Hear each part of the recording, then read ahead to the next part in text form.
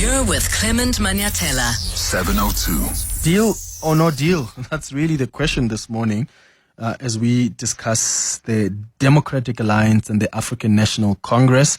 They've been meeting to discuss what's going to happen on Wednesday.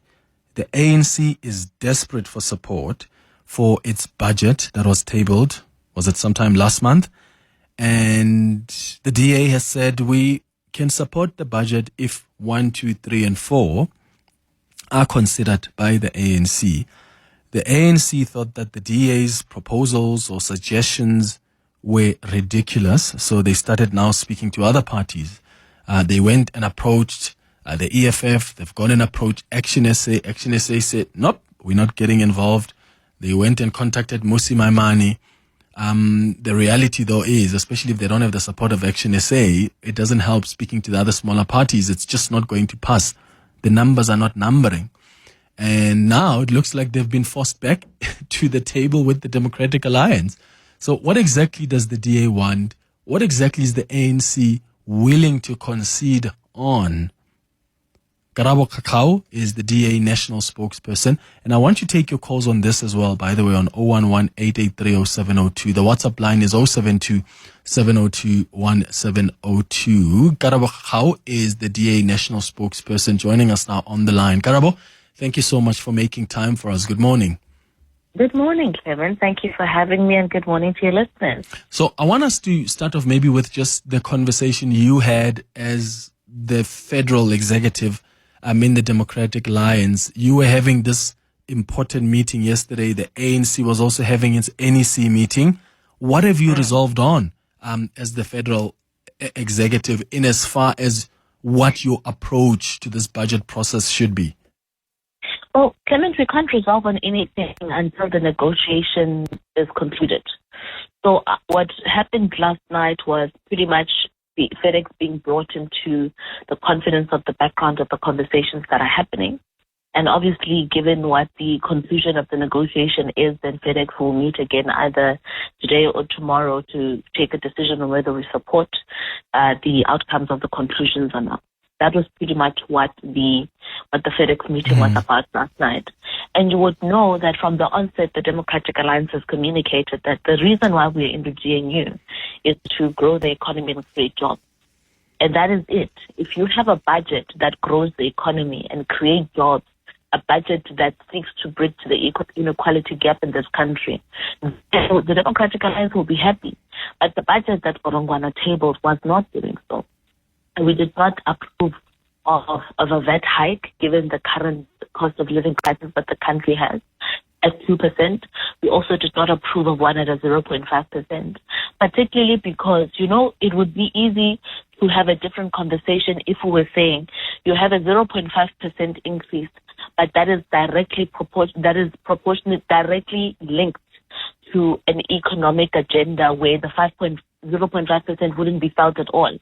But the budget didn't do so. So you still had, in its initial phase, our ports, rails and harbors not being a point of priority there, where we know that them not being as active to their optimal capacity costs the country about a 5% GDP loss altogether, where if jobs are created there, then you'll have an economic boom that will settle the score of the cost of living.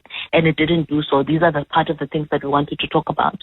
Other things that we wanted to have a negotiation about, Clement, was how do we then attract greater investment into the country to make sure that we do get the translation of the economic growth that we want. And one of the conversations then had to be about the Expropriation Act and the threat thereof of property rights in the country. Because although it is not true, Clement, that lands are being taken right now, where we were saying, Clement, we have identified this land right now, move, bye-bye, and there's no compensation. We know that the document in its wording allows for such to happen. And we're not interested in seeing if Cyril Ramaphosa is not president today, if somebody else is president, or if the Minister of Public Works is not Dean McPherson, if somebody else is there. how well that act could be rolled out.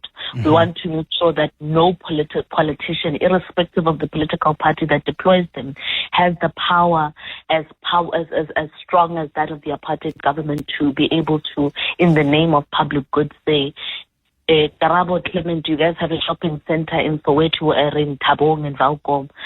You have multiple franchises there, but we as government have identified your shopping center to be resting on land that could easily be used for building either a clinic, a school, or a government office. And because that is something that could be easily classified as public good, we must vacate that land. So those are part of the conversations we were having. Are you close to a deal? Because what we're hearing is that the DA and the ANC are somehow close to a deal. I think John Steenhuisen told News 24 that, and I quote here, "We have moved a lot closer to a deal in the past 24 hours."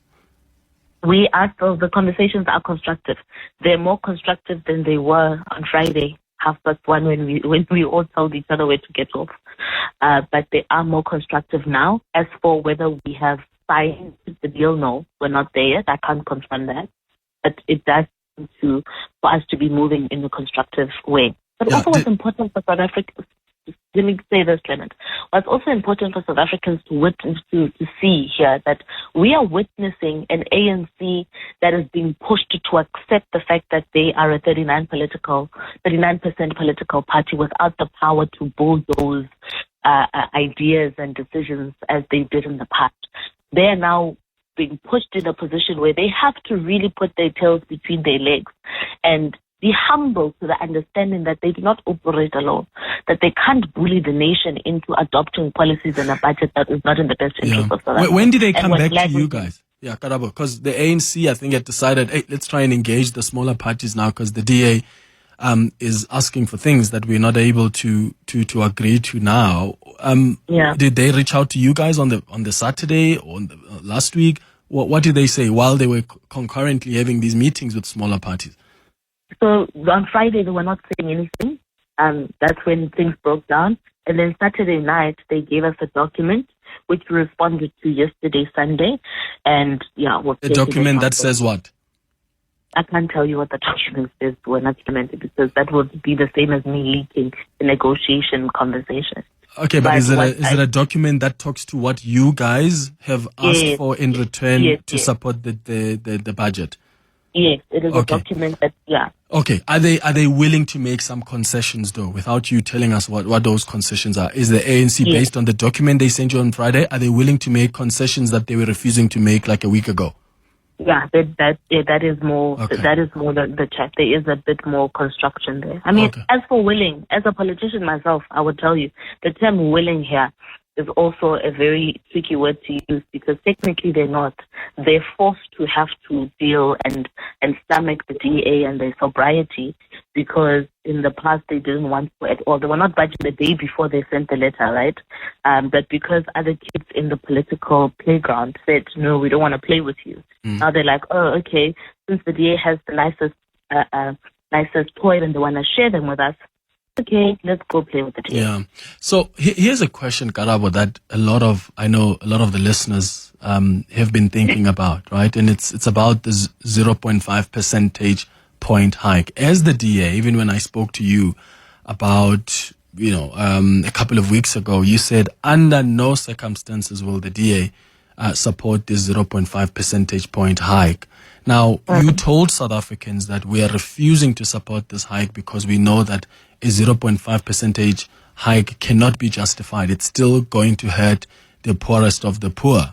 But then in your negotiations, you are somehow negotiating that, we can support the budget with a 0.5 percentage point as long as there are certain things the ANC makes concessions about. And yes, I do understand that some of the things that you are trying to push for will somehow, bring down the burden on the poorest of the poor. But the reality is the 0.5 percentage point on hike is going to have a huge impact on the poorest of the poor. So the question is, as the DA, are you using this as a negotiating tool? And are you still standing by your position that you will not support it no matter how it is justified? Or will you support it under other circumstances when some of the things you're asking for are going to be accepted by the ANC?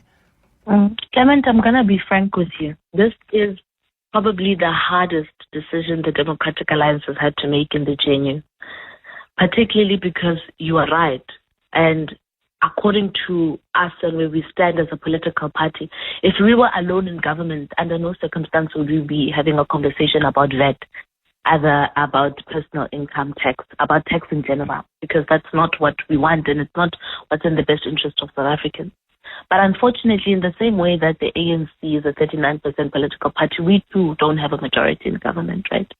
So we have to deal with the cutthroat, not so nice, what do you call, I want to use a diplomatic term, and not so nice politics of politics, let's say that, right, of how we negotiate.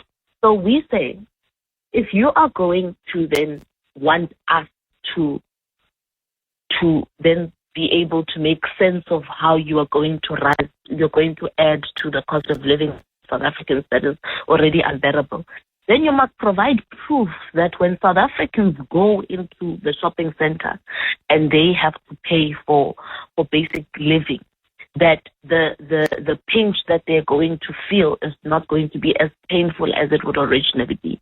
Because only if that is the case, then can we be able to have a conversation. If you can show us that it's going to be a temporary pinch or which is barely going to be felt, then perhaps, ideally, we shouldn't even be finding ourselves in that conversation. But a pinch is a pinch, right? Whether it's going to be over the next 6 months, it's going to be South Africans right now. You know this, you've said this before. As we speak, they just simply can't afford that. Like, I agree with the you, economy just is not in their favor right now. So that's going to really affect a lot of them. So as the Democratic Alliance, if you truly care about the poor, why not then walk away? Are you willing to say, instead of us then refusing and standing our ground here and then let what happens, but we're not going to let South Africans be affected like that? Instead of saying that as the Democratic Alliance, because also you're a political party here, you're trying to find ways where you can win, but that's in return for what? A pain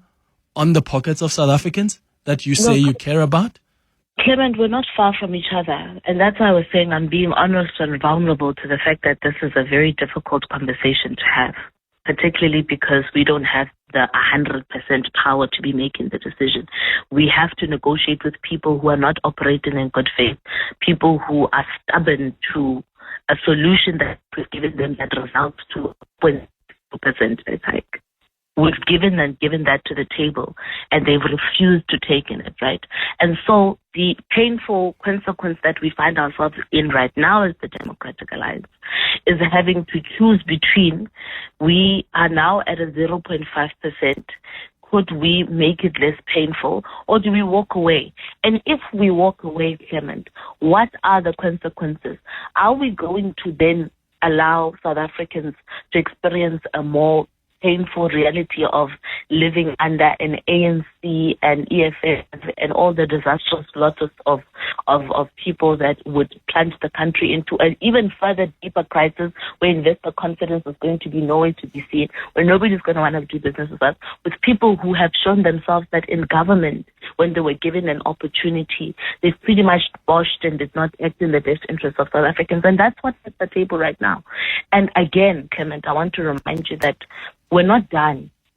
So perhaps we could find ourselves in a position where we don't have to talk about tax altogether. But I can't tell you this right now because I'm not in the negotiating team. Ours is to be hopeful that whatever outcome comes to the table will be the most favorable for the country moving forward. Just lastly, Karabo, give me 3 things that as the DA you are willing. So 3 things that you've told the ANC, if you accept these, we're going to support the 0.5% VAT hike. Well, this budget that has a 0.5% VAT hike. So if you are able to share economic policy, and our sharing on economic policy is the decision thereof is is based on the understanding that we have a proven track record, Clement, of being able to have the lowest unemployment rate in the country where we govern alone. So that is something that we have an absolute authority and understanding of, and we could be able to get right for South Africans, which is what would be able to balance in the equation of a VAT hike that is temporary.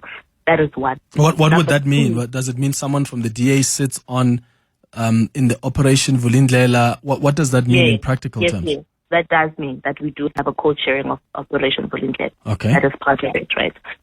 Because then we'll be able to steer the economy in the direction that we want. Okay. Again, still number 2, linked to our objective of economic growth and economic growth and job creation, is the concessionings on our ports and rails, right? What we want there, those concessionings without getting adding debt to the current fiscal framework from the World Bank to make sure that we increase our GDP. In GDP growth, we increase our job creation targets. That way we're able to expand the economy. That is something that we will be able to work. So practically speaking, on those ports and rails, so I want us to be as practical as possible so the listeners understand. What do you want? What exactly do you want? So 2 things, right? So we have the World Bank and the concessions that they're able to give us more money to be able to operate them. That is one. When you give more money to operate them, it means that because they're not operational, when they're operational, they're people who are employed there, right? That means that we're able to use the Department of Environment, Fisheries, Forestry, the Department of Trade and Industry, the Department of Agriculture, and all small business and tourism. There's a whole lot of them that will be able to use those to make sure that we maximize our exports and maximize our production in those areas, which will then increase our GDP. When you have more jobs and when the GDP grows, you have a bigger economy, which then unlocks more jobs, right? Altogether, which balances then the question of inflation, which balances the question of the cost of living. That is one. Number 2, it then brings us back to the question of the decentralization of power, that was the devolution of power that we've been talking about. If you are able to give provinces their ability to be able to, on a more decentralized way, deal with the businesses of the economies without being dependent on the national government alone. In the Western Cape alone, for example, we would be able to see more people being able to benefit from this. Then we will be able to have a record of successes that are higher, for example, in the Western Cape, that I can give you 100% confidence on, right? Because we've shown that we're able to do so. And this will work because you would know that even provinces like Gauteng, even Panyaza himself was complaining to say some of the economic hurdles that they have is the fact that they do not have power in their hands. And then lastly, the Expropriation Act, quickly, what do you want? What do you want to change there?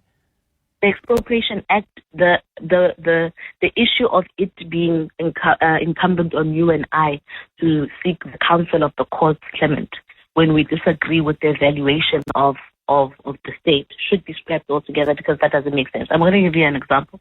You'd know that property evaluations are done by municipalities. I guess municipalities do evaluations by human beings, I guess.